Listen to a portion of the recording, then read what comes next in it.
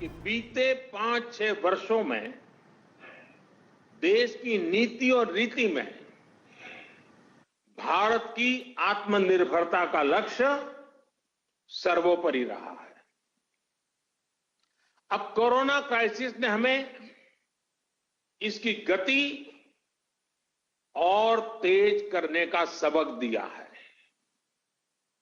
इसी सबक से निकला है आत्मनिर्भर भारत अभियान। साथियों, हम देखते हैं परिवार में भी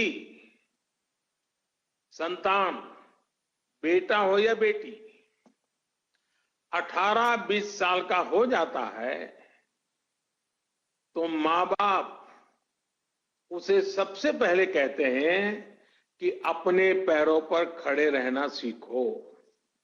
हर परिवार में सुना होगा, आप जो मुझे सुन रहे सबने सुना होगा कि 18-20 साल की उम्र में उनके मां बाप ने उनको कहा होगा कि बेटे बेटी अब अपने पैरों पर खड़े रहना सीखो। एक तरह से आत्मनिर्भर भारत का पहला पाठ परिवार से ही शुरू होता है। भारत को भी अपने पैरों पर ही खड़े होना होगा। साथियों, आत्मनिर्भर भारत अभियान का सीधा सा मतलब है कि भारत दूसरे देशों पर अपनी निर्भरता कम से कम करे। हर वो चीज जिसे इंपोर्ट करने के लिए देश मजबूर है, वो भारत में ही कैसे बने।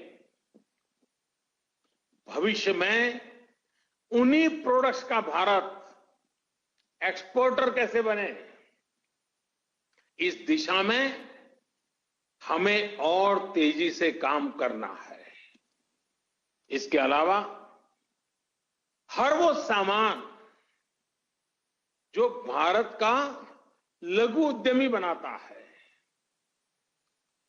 हमारे हैंडीक्राफ्ट वाले जो सामान हमारे सेल्फ हेल्प ग्रुप से जुड़े करोड़ों गरीब बनाते हैं,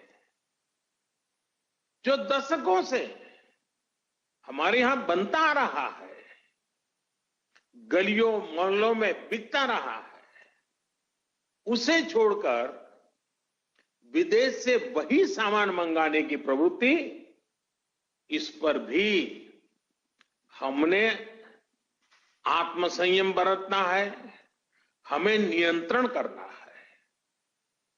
हम इन छोटे छोटे व्यापार करने वाले लोगों से केवल चीज ही नहीं खरीदते, पैसे ही नहीं देते, उनके परिश्रम को पुरस्कृत करते हैं, मान सम्मान बढ़ाते हैं। कभी सोचना, आप मर्सिडीज गाड़ी लेकर के जा रहे हैं और फुटपाथ पर छोटी चीज बेचने वाले की चीज आपने उतर करके खरीदी, वो पैसे नहीं गिनेगा, वो उसकी छाती फूल जाएगी। देखिए, मर्सिडीज गाड़ी वाला भी फुटपाथ पर मैं भले बैठा हूं, लेकिन उतर करके मेरे से सामान खरीद रखा है, उसकी जिंदगी को एक ताकत मिलती है, उसको सम्मान मिलता है।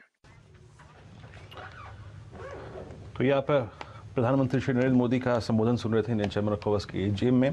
मैं बस आखिरी में एक चीज़ जोड़ना चाहूँगा कि जो एक लास्ट ट्रेड था हिमांशु का, वो याद रखिए बटरफ्लाई गांधीमती था और करीब करीब टारगेट था 154 का और 127 का यहाँ पे स्टॉप लॉस रहा था। तो इसीलिए मैंने, अगर आप देखें ये, क्योंकि ये स्पीच हमें कवर करनी थी तो वो मैंने आपको पहले दिखा दिया था। तो कुल मिला के इस सेगमेंट में 4-5 ट्रेड जोड़े गए और रिटर्न्स एक बार चलते देख लेते हैं, जिसमें श्रीकांत को अब करीब करीब 4% का बेनिफिट हो रहा है।